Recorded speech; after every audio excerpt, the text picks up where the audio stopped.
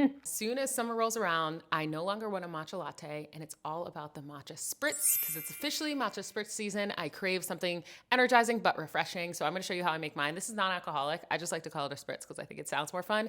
Technically, it's in the matcha tonic family, but I add a little pizzazz and I don't use tonic water, so I'll show you my recipe. First up, of course, we have to make our matcha. Now, I will say this is a drink for the true matcha lovers. This is not a super sweet drink. You actually taste the flavor of matcha, so if you don't like the taste of matcha, you're not gonna like this drink. Anyway, first we have to make our matcha. So I'm gonna go in with my favorite matcha brand that I got from Japan, and I'm sadly running low.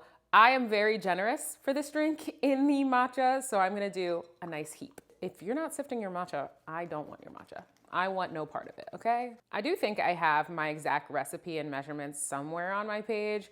At this stage in my matcha journey, I just eyeball it. I actually don't use any measurements, so we are going to get the perfect amount and then whisk. And then once your matcha is ready, you're gonna grab your bubbly beverage of choice. You can use a variety of things. I've used sparkling water, I've used tonic water, I've used a lime flavored seltzer. I've been loving this from Trader Joe's, which is coconut water, but sparkling, and it's with yuzu. I love yuzu. This whole beverage is a little bit on the citrusy side. So we're gonna start with this as our bubbly base, but you can use any base that you like. This one does have sugar in it, so I'm not adding any honey or any sweetener to my matcha at all. If I was using just seltzer water, I would add honey to my matcha first, just to make it a little bit more flavorful. But for this one, we're just gonna go with our bubbly bev. And then I always like to add a little extra citrus. I actually got the inspo for this drink from one of my favorite coffee shops. I think we're just gonna do a little squeeze of orange, or we could go lime.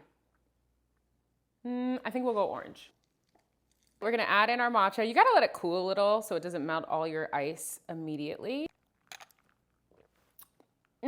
So good. A little hint of coconut. If you don't like coconut, I would not do the coconut water. I would just do a regular sparkling water, tonic water, something plain. But you get a little bit of the coconut, you get a little bit of the orange, you get a little bit of the yuzu, and then of course the matcha, and it is so delicious.